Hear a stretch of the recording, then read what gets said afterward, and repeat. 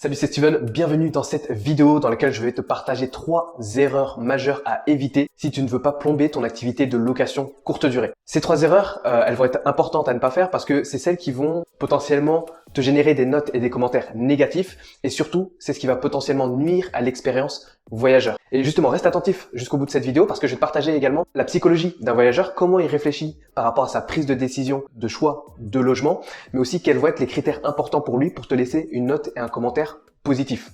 Et pour t'illustrer ça, tout simplement, je vais te partager à partir d'une propre expérience perso, parce que là, justement, je suis dans un logement que j'ai loué sur Airbnb.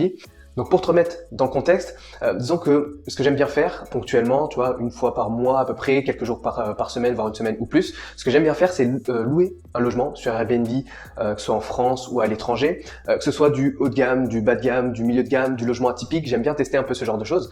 Mais pourquoi je le fais, c'est que j'aime bien changer d'environnement pour bosser. Et là, du coup, il se trouve que je suis dans un logement qui est d'une gamme, on va dire, normale, on va dire milieu standard, pas du haut de gamme, pas du bas de gamme, on va dire une qualité de standard assez classique. Et il y avait 2 critères qui étaient vraiment importants pour moi dans mon choix de sélection de logement. Le premier critère, c'était qu'il y ait la Wi-Fi, tout simplement pour travailler. Pour moi, c'était vraiment le critère le plus important. Et le deuxième critère important, on va dire que c'était la proximité de commerce à pied. Parce que voilà, j'ai pas forcément de moyens de locomotion. Et je voulais avoir des commerces à pied si je voulais faire des trucs ou quelques courses, ce genre de choses.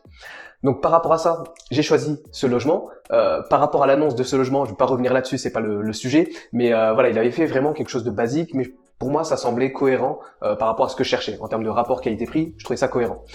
Et en fait, ce qui s'est passé, en arrivant dans le logement, j'ai été surpris. J'ai été surpris par une chose, parce que je vais te partager justement à l'intérieur du logement dans lequel je me trouve, quelle est cette chose qui m'a un peu surpris. C'est que quand je suis arrivé, certes, j'avais vu les photos et tout ça, mais j'étais loin de m'imaginer le réel aménagement du logement. Et c'est ça la première erreur à éviter, c'est mal aménager ce logement. Je vais te montrer un exemple concret. C'est que là, par exemple, je me trouve dans la pièce principale, donc je te fais un petit tour rapide. Quand je rentre, tu vois, on rentre par là. Et du coup, là, il y a un meuble de rangement sur le côté. Après, il y a frigo, salle de bain, cuisine, l'espace cuisine. Et quand je te dis aménagement, qui m'a surpris, c'est ça en fait. Je suis rentré et on a vu sur l'îlot central juste ici, l'îlot central a un évier. Et c'est marrant justement parce que quand j'ai partagé ça aux personnes qui me suivent sur Instagram, elles ont eu la même réaction. C'était l'évier au milieu de l'îlot central qui pour eux comme pour moi, ça a rien à faire là. Et ça, pour moi, c'est une première erreur parce que déjà, psychologiquement, je me dis, c'est bizarre, c'est aménagé bizarrement. Mais au-delà de ça, l'aménagement, c'est très important parce que pour l'expérience voyageur, par exemple, là, je suis dans le coin cuisine. Donc, il n'y a pas de salon à proprement parler, justement, et on va revenir là-dessus juste après. Mais je suis dans l'espace cuisine et en fait, tu vois qu'il n'y a aucun espace pour se faire à manger. Enfin, là, mais c'est pas l'idéal en fait, parce que c'est l'autre côté déjà. Mais c'est pas l'idéal, donc il y a aucun moyen de se faire à manger correctement. La disposition, elle est vraiment très bizarre et moi je trouve que c'est dommage. C'est dommage que rien que à cause de ça, tu vois, il met son évier central juste ici. Il aurait très bien pu le mettre là, mettre le four juste en bas et rien que grâce à ça, on gagne de l'espace. Donc, tu vois, rien que par rapport à ça, en termes d'expérience voyageur, ça donne déjà un mauvais point. Autre chose par rapport à l'aménagement, tu vois, mon but c'est pas forcément de donner des conseils déco, etc. Mais parce qu'il y a des spécialistes pour ça, et justement c'est toujours pour ça que je recommande de voir des spécialistes. Mais pour moi c'est des choses basiques là que je te partage. Mais rien que tu vois ce meuble, ce gros meuble qui prend de la place dans l'espace principal. Pareil, pour moi, il a rien à faire là. Ça, c'est un meuble de rangement où tu peux ranger beaucoup d'affaires. À la limite, ça va dans la chambre, mais ça a rien à faire là. Et le problème par rapport à ça, c'est quoi? C'est que vu que, comme je t'ai expliqué, on est dans un logement où il y a la cuisine, le salon qui est mélangé, il n'y a pas trop d'espace défini. C'est que en termes de critères de confort et d'équipement derrière, et ça va rejoindre la deuxième erreur, c'est que c'est ce genre de détail qui va poser problème. Par exemple, je te montre un truc, c'est que là, il y a l'espace avec la télé. Donc déjà, la télé, on voit que elle est très mal placée, etc. Mais au-delà de ça, c'est que qu'est-ce qui se trouve en face de la télé? C'est ce genre de chaise. Donc je sais pas, c'est même pas un fauteuil, c'est une chaise. Et c'est dommage parce que en termes de confort, en termes de qualité de confort, ils perdent énormément de points. Parce que moi, imaginons justement, j'ai envie de me poser un peu tranquille, j'ai pas du tout envie de le faire là-dessus. Mettre un petit fauteuil juste ici, ça aurait été parfait. Changer encore une fois, le meuble là, mettre un petit fauteuil à la place de ce meuble là, en face de la télé, ça aurait été pareil, un meilleur confort et une meilleure qualité de confort de manière générale par rapport à ça. Et ça, c'est des petits détails pour moi qui font la différence. Parce que là, je me dis, effectivement, bien sûr, je suis là pour bosser, mais je vais pas faire que ça. Si j'ai envie de me poser tranquille, C'est dommage parce que voilà, ça perd des points tout simplement parce que je vais pas être satisfait en termes de qualité de confort. Et là où je vais rebondir aussi sur ce côté confort, comme j'ai dit, c'est au niveau des équipements. Donc je t'ai montré par rapport au fait d'avoir une assise confortable, pas mettre des choses cheap, pas chères, parce que là j'imagine qu'il a mis ça en place tout simplement parce que ça lui coûtait pas trop cher et qu'il voulait pas forcément maximiser le confort. Et un autre truc par rapport aux équipements, l'erreur qui est faite, c'est au niveau de l'homogénéité des équipements. C'est-à-dire que à travers la qualité des équipements qui sont mis en avant, tu vois, par exemple, je reviens sur la cuisine. On voit que la cuisine, tu vois, la qualité, elle est correcte. C'est pas du très haut de gamme, j'imagine, mais la qualité, c'est un bon, j'imagine, c'est de la bonne qualité. Et un truc qui est un détail, insignifiant pour la plupart des gens, mais pour moi, ça m'a choqué, dans le sens où je vois une cuisine qui est propre, et là, je vois un micro-ondes qui fait totalement cheap. Tu vois, le micro-ondes comme ça, pour moi, c'est pas possible. Tu mets un beau logement, tu mets une cuisine qui est assez jolie. Tu mets un micro-ondes comme ça que tu as payé 20 € à la brocante. Pour moi, c'est pas possible. Tu dois mettre en place des équipements à la hauteur des prestations que tu proposes. Et ça, encore une fois, ça coûte pas énorme un micro-ondes. Ça va coûter quoi, 90, 100 €. C'est remboursé en l'espace d'une nuit.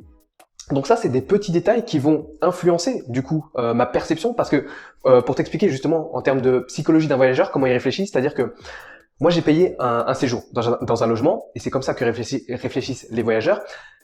Du moment où tu réserves un logement en ligne et au moment où tu vis la vraie expérience voyageur, en fait, il va se passer énormément de choses. C'est-à-dire que c'est toujours une comparaison entre valeur perçue et valeur réelle. C'est-à-dire que du moment où je rentre dans le logement, je vais être constamment en comparaison entre ce que j'ai vu sur Internet, le prix que j'ai payé et la réelle expérience que je vis aujourd'hui.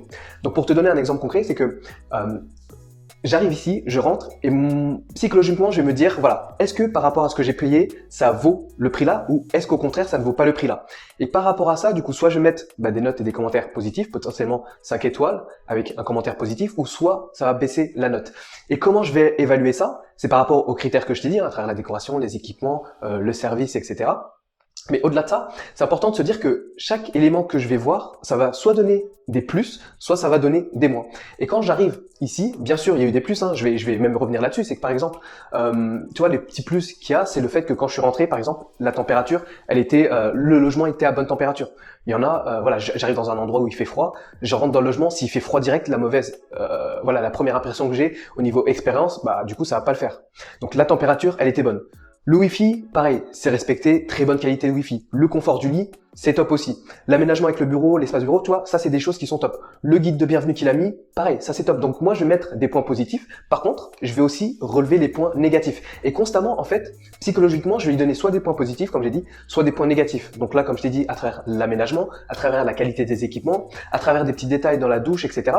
Mais au-delà de ça, c'est pour ça que c'est important de se dire que un voyageur, quand il réserve un logement, il y a aussi bien la valeur perçue qui compte, la valeur réelle sur place et l'expérience globale. Parce qu'au final, moi quand je loue un logement, je loue pas que le logement, je loue le logement et son environnement. Donc c'est ça qui est très important à comprendre.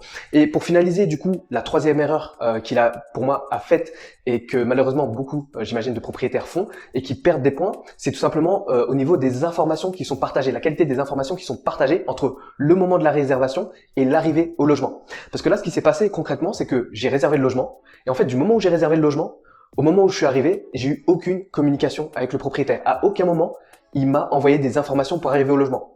Par contre, et c'est ça que je trouve dommage parce que c'est une arrivée qui était autonome, ce qui était parfait pour moi. Je voulais arriver, je savais pas trop à quelle heure j'allais arriver, donc je voulais pas le mettre lui la pression pour arriver à une certaine heure. Et moi, je voulais être tranquille d'arriver, quand bon me semble.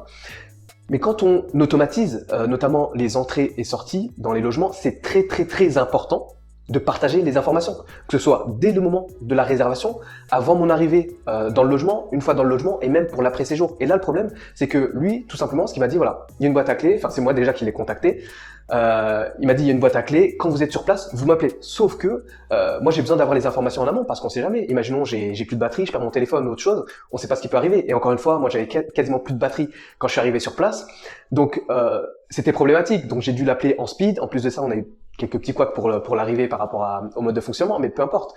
Mais l'importance de la qualité des informations qui sont partagées, c'est primordial. C'est primordial parce que ça joue, encore une fois, sur l'expérience voyageur, l'expérience utilisateur du voyageur par rapport au logement.